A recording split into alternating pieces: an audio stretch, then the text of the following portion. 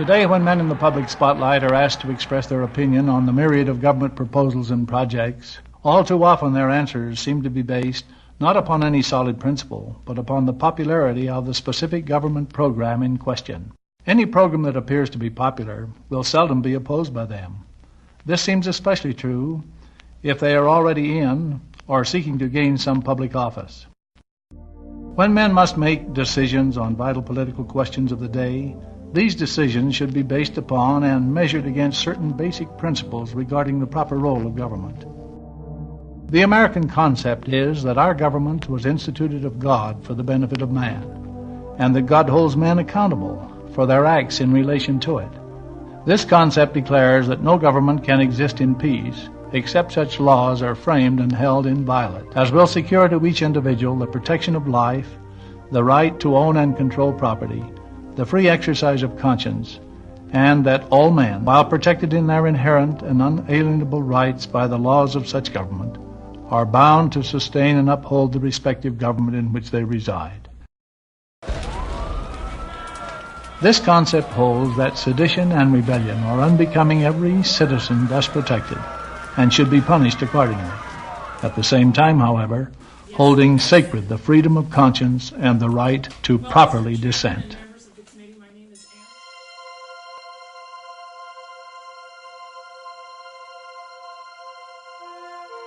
Securing and protecting the rights, liberty, and freedoms of every individual is generally agreed to be the basic and most important single function of any government.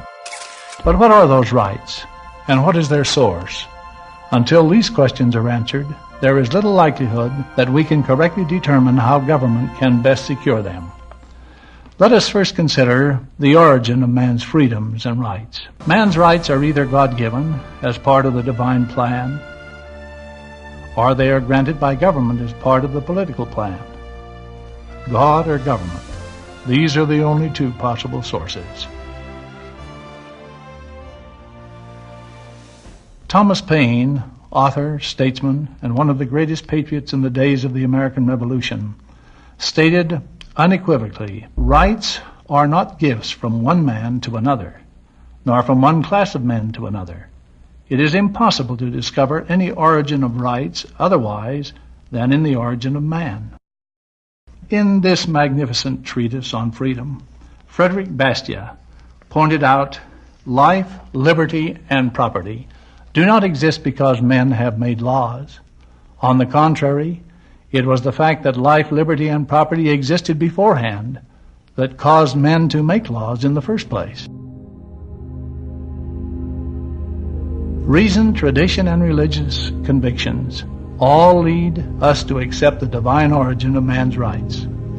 For if we reject this and accept the premise that human rights are granted by government, then we must be willing to accept the corollary that they can be denied by government. The First Amendment of the Constitution sets forth the doctrine of separation of church and state. As traditionally interpreted, to prohibit the establishment of an official national religion, this is proven to be both wise and beneficial. But current interpretations, which divorce government from any formal recognition of God, is a trend that strikes a potentially fatal blow at the concept of the divine origin of man's rights and unlocks the door for an easy entry of future tyranny.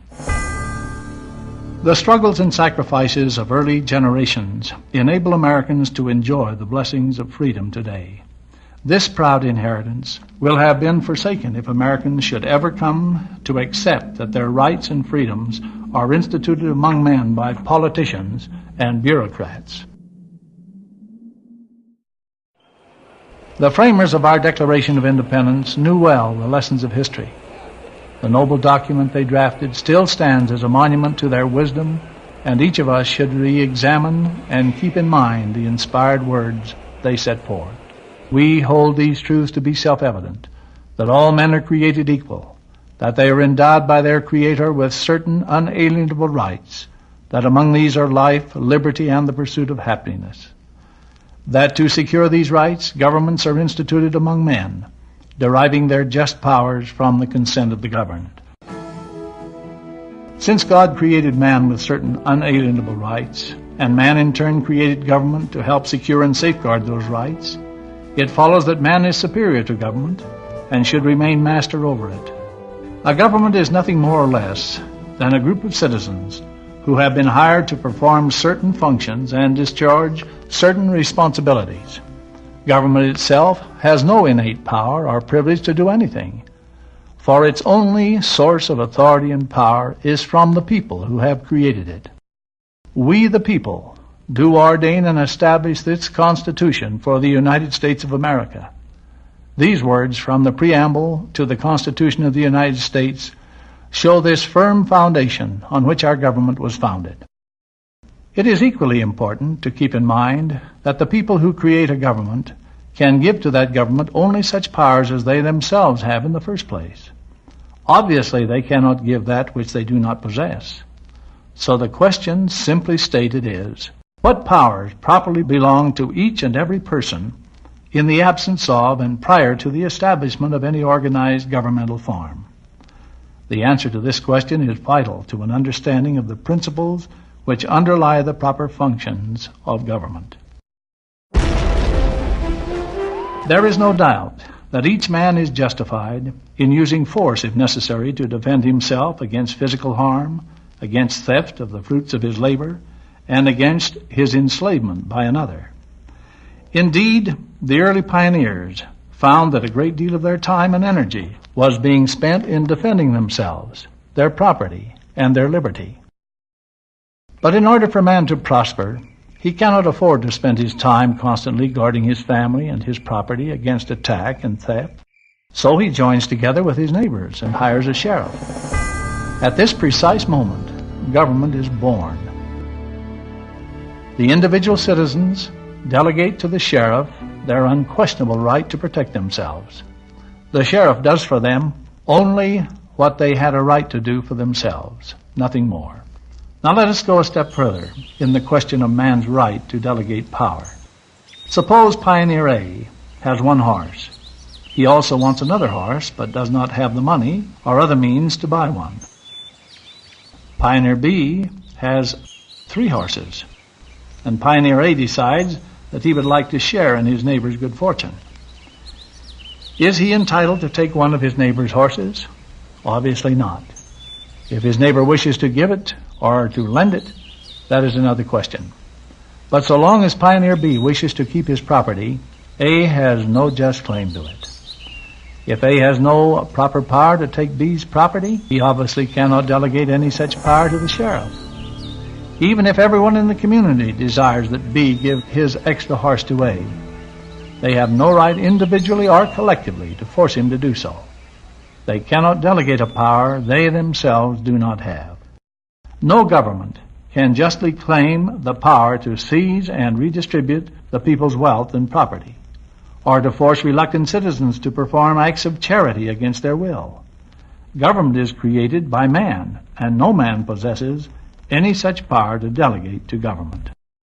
Therefore, the proper role of the various levels of government include such defensive activities as maintaining the national military and local police forces for protection against loss of life, loss of property, and loss of liberty at the hands of either foreign despots or domestic criminals. It also includes those powers necessarily incidental to the protective function, such as the maintenance of courts, where those charged with crimes may be tried and where disputes between citizens may be impartially settled. The establishment of a monetary system and a standard of weights and measures, so that courts may render monetary judgments.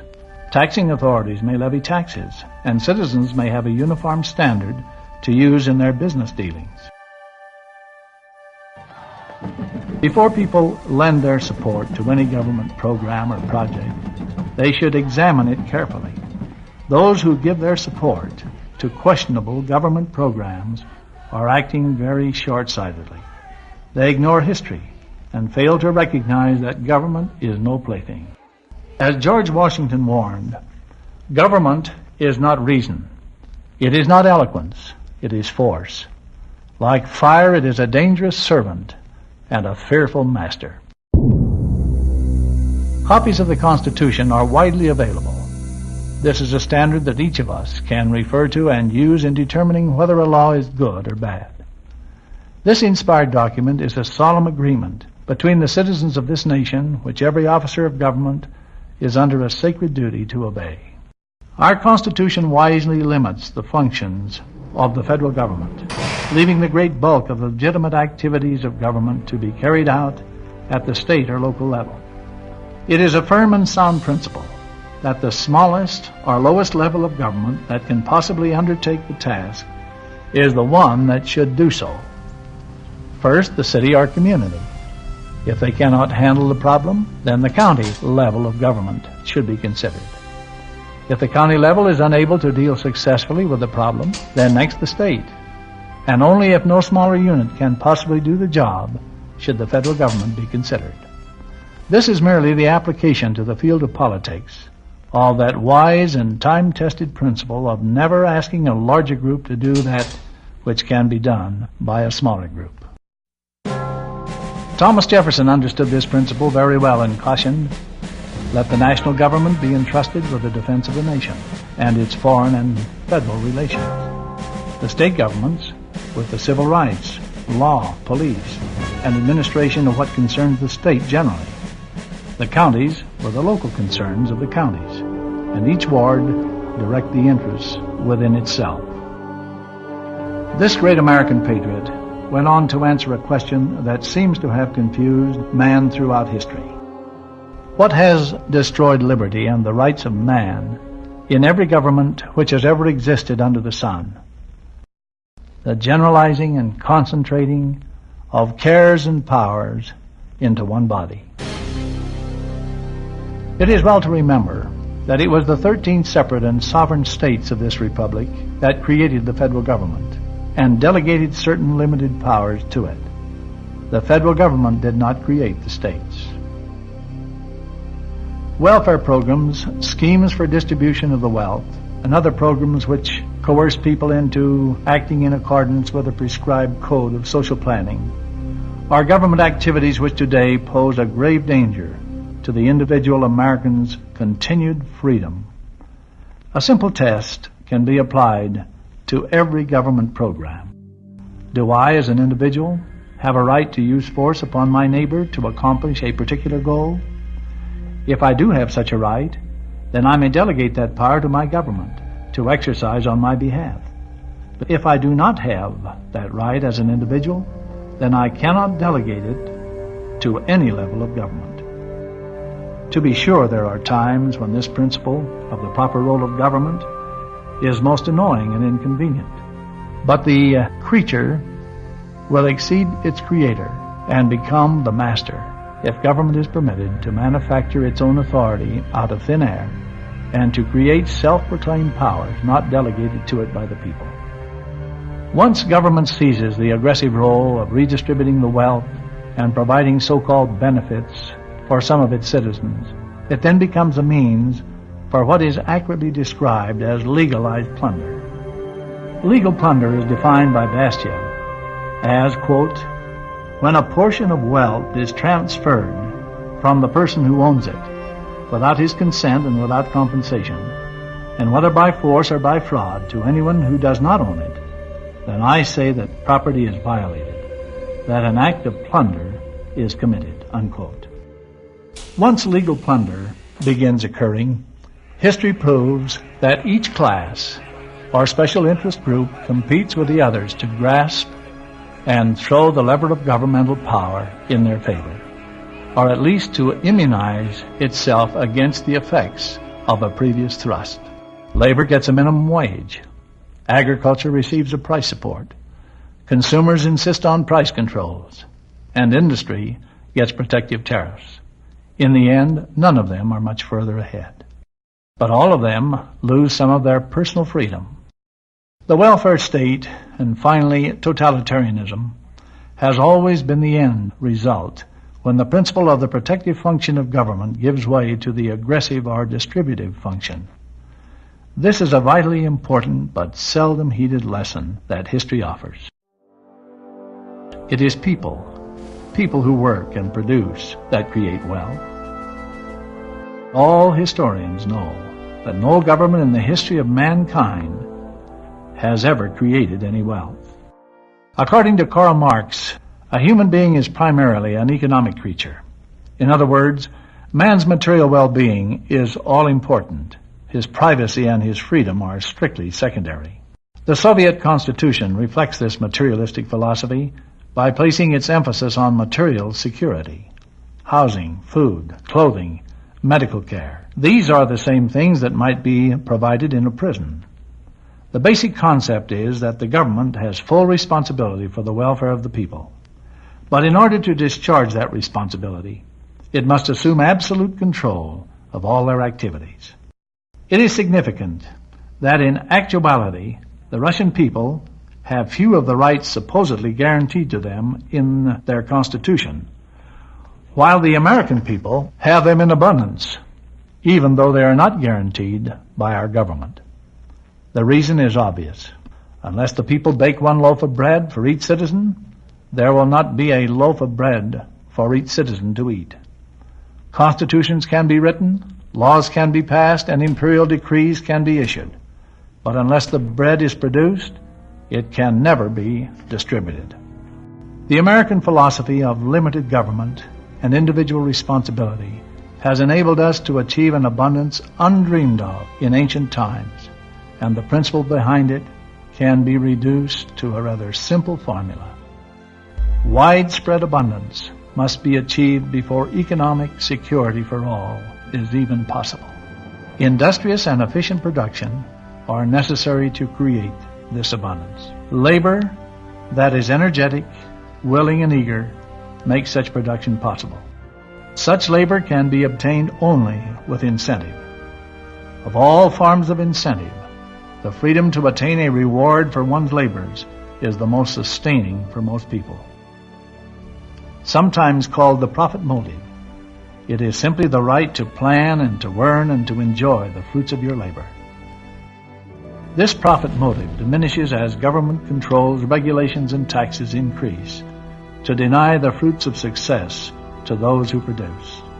Therefore, government intervention to redistribute the material rewards of labor results in the eventual destruction of the productive base of society. When this base is destroyed, real abundance and security for more than the ruling elite is quite impossible. This brings up the question of how is it possible to cut out the various welfare state features of our government. Drastic surgery is necessary, and like all surgery, it will not be without some discomfort for a long time to come. But it must be done if the patient is to be saved.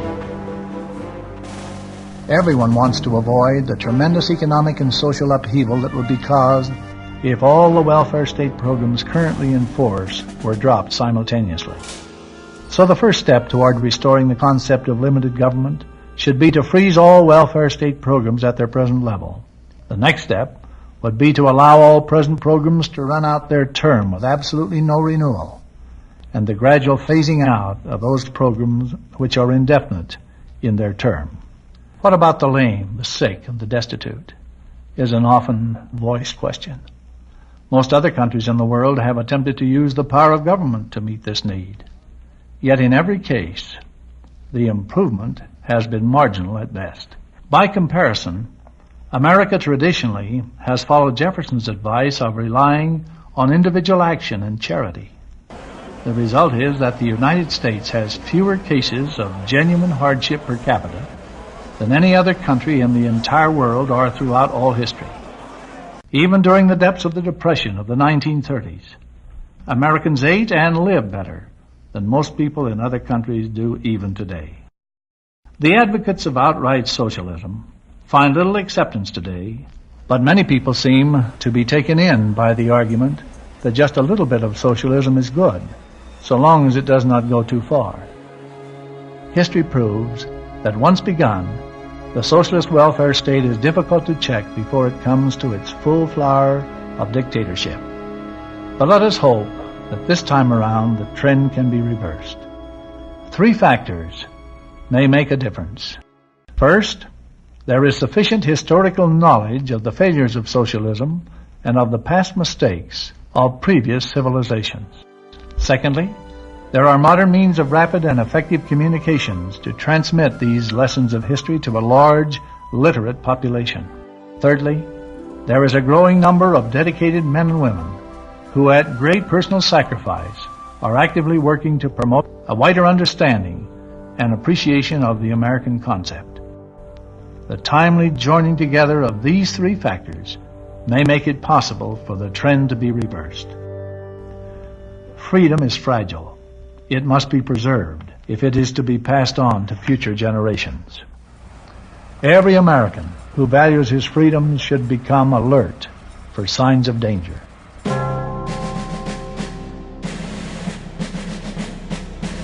An alarming number of Americans are busily enjoying their freedom, but are indifferent and apathetic to the erosion of freedom. Their apathy is allowing America to be drawn toward the dictatorial federalism. The breakdown of law and order is occurring and increasing because the exercising of political expediency is crippling law enforcement agencies. Under the threat of pressure groups and constant propagandizement for change, America is condoning the behavior of a godless society. The question is, can Americans face up to and cope with such realities? The answer is in our hands. There is much work to be done. The time is short. Let us begin in earnest now, and may God bless our efforts.